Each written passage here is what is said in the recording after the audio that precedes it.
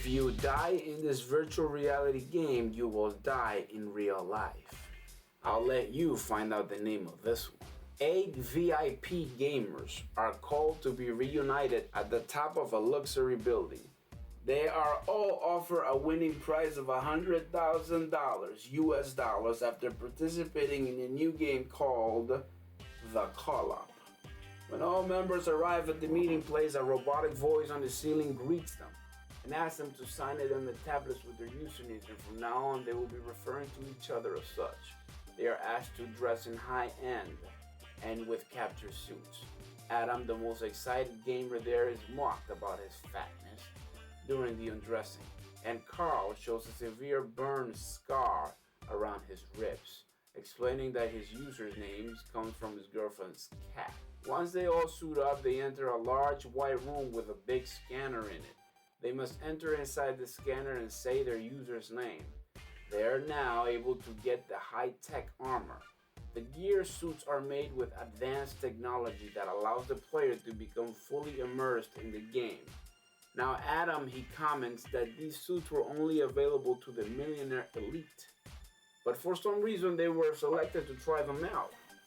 Now this one, Saeed, loses the thrill of being a part of it because of his nickname, Terrorist 1. He feels it can become offensive because his Bosnian roots say otherwise. The voice in the ceiling says that the game can't start until all players are ready, but Saeed decides to leave the place. Just when he gets to the door, he shows that it's locked and they are trapped there. Saeed agrees to continue against his will, so everyone is ready to begin. When they put on their virtual reality helmets, the whole scenario in front of them changes, now being on a post-apocalyptic world inside that same building. Their suits are replaced with military uniforms, and although they are very flexible, things on the stage don't respond to their touch in the real world.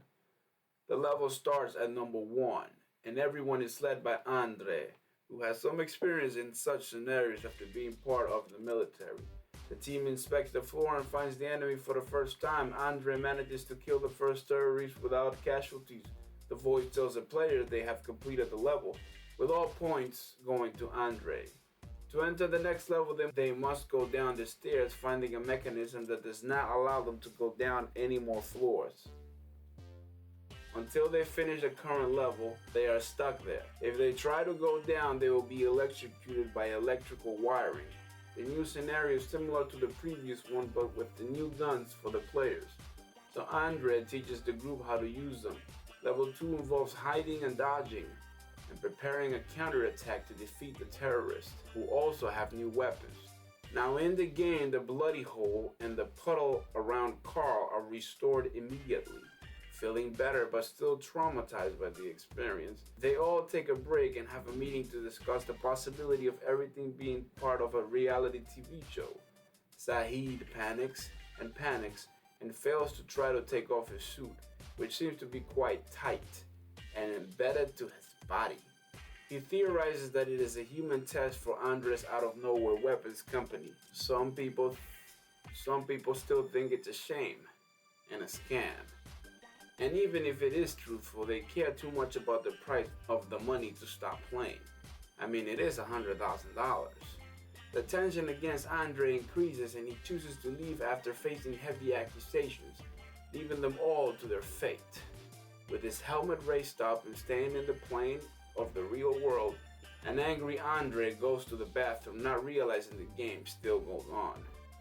As soon as everything starts, Edward is shot, falling wounded to the ground.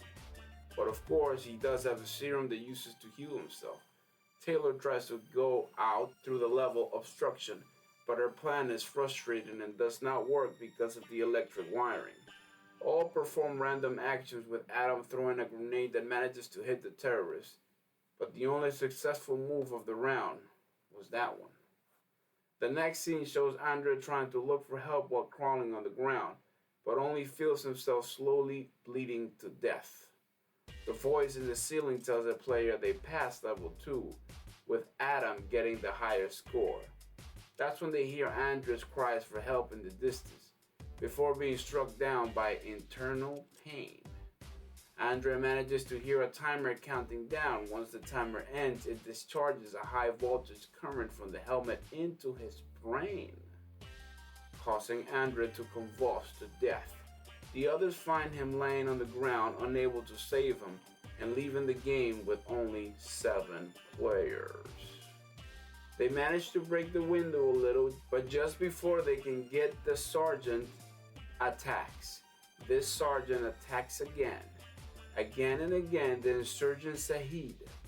Only this time the damage ends up being more realistic than usual, and ends up breaking his leg badly in real life.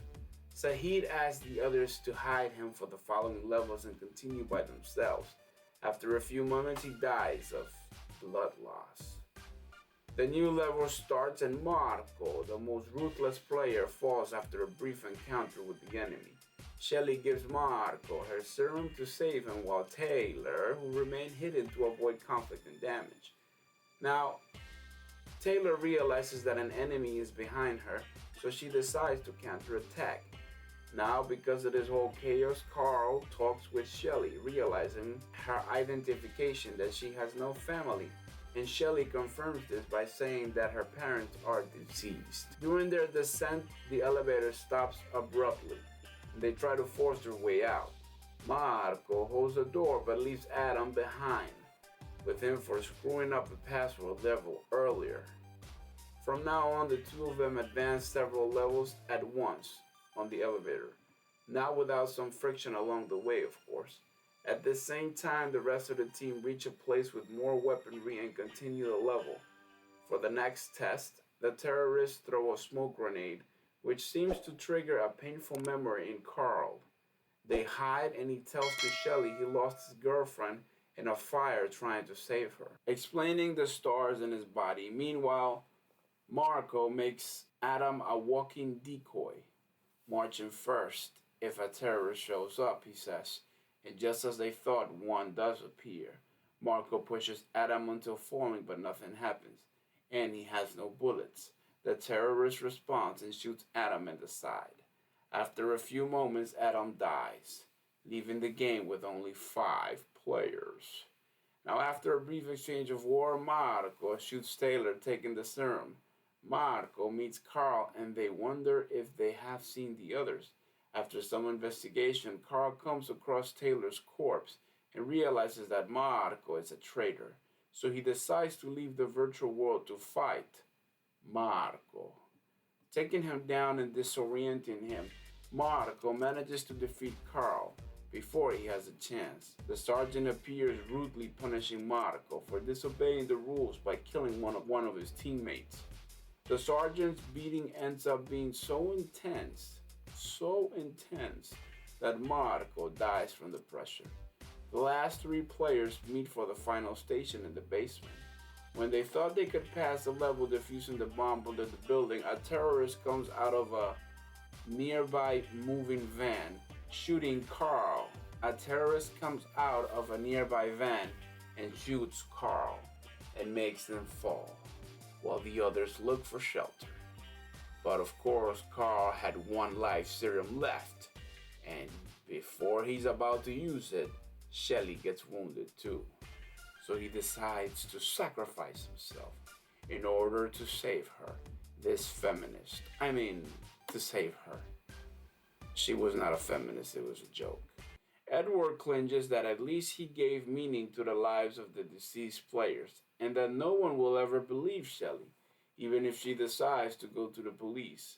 He sends one of his employees to sedate her again, but just before the man does it, she fights back, steals his gun, and escapes. With all the technical knowledge she learned throughout the game, Shelly shoots at the lights and hides in the parking lot. Edward sends his henchmen after her, but she emerges victorious after a battle in the dark. She points out a desperate Edward who begs for his life, but Shelly shoots in the process. The film concludes with a victorious Shelly watching the building exit and realizing that it's already dawn. If you have received value in this video, I believe you know what to do. I thank you for your time, and I thank you for listening.